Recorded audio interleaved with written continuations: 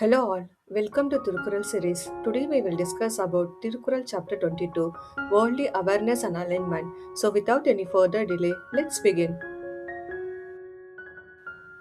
குறள் 211 கைமாறு வேண்டா கடப்பாடு மாறி மாட்டு என் ஆற்றும் கொல்லோ உலகு, which means do your duty without expecting anything in return, like the rain that asks for nothing.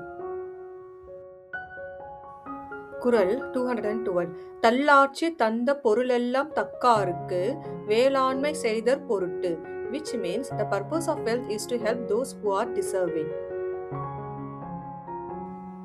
குறள் 213 புத்தேர் உலகத்தும் ஈண்டும் பெறலரிதே ஒப்புரிவின் நல்ல பிற, which means nothing surpasses beneficence in this world or the next. குறள் 214 ஒத்த தரவோன் உயிர் வாழ்வான் மற்றையான் செத்தாருள் வைக்கப்படும், which means those who live in harmony with the right ways of the world are truly alive, the rest are as good as dead.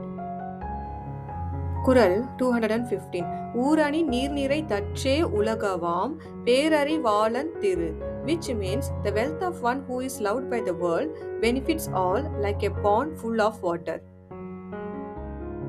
குறள் 216 பயன்மரம் உள்ளூர் பழுத்தற்றால் செல்வம் நயனுடையான்கண் படின், which means riches in the hands of the benevolent are like a fruit laden tree in a village.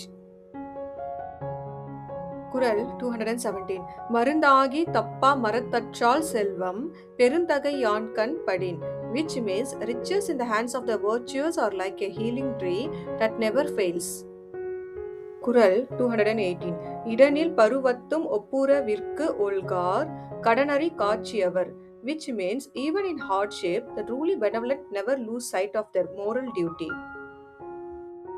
குறள் 219 நயனுடையான் நல்கூர்ந்த தானதால் செய்யும் நீர செய்யாது அமைக்கலாவாறு, which means the benevolent feel truly poor only when they can no longer do good for others. குறள் 220 ஒப்புரவினால் வரும் கேடனின் அஃதொருவன் விற்றுக்கொள் தக்க துடைத்து, which means if beneficence bring hardship, it is still worth any sacrifice. Comment your favorite குறள் below. Like and subscribe for daily Tirukural updates. Thanks.